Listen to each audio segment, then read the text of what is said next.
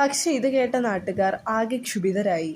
തമ്പുരാൻ ഇത്രയും വിശ്വസിച്ച് സ്വന്തം ഇല്ലവും സ്വത്തുക്കളും എല്ലാം ഏൽപ്പിച്ചിട്ടും ആ ദുഷ്ടർ ഇത് ചെയ്തതോർത്ത് നാട്ടുകാർ അവരെ ശപിച്ചു.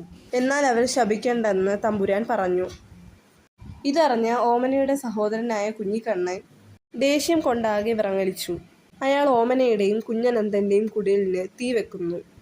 ഇനി തന്റെ പെങ്ങളും അളിയനും ജീവനോടെ കാലുകുത്തിയാൽ രണ്ടുപേരുടെയും കഴുത്തറക്കുവാനും കുഞ്ഞിക്കണ്ണൻ തീരുമാനിച്ചു.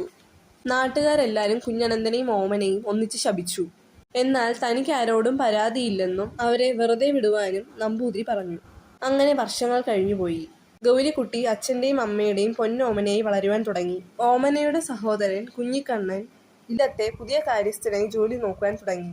വീണ്ടും വർഷങ്ങൾ കഴിഞ്ഞുപോയി. ഗൗരിക്കുട്ടി സുന്ദരിയായ ഒരു യുവതിയായി മാറി. ഗൗരിക്കുട്ടിയുടെ 22ാമത്തെ പിറന്നാൾ ആഘോഷമായി നടത്തുവാൻ അവർ തീരുമാനിച്ചു.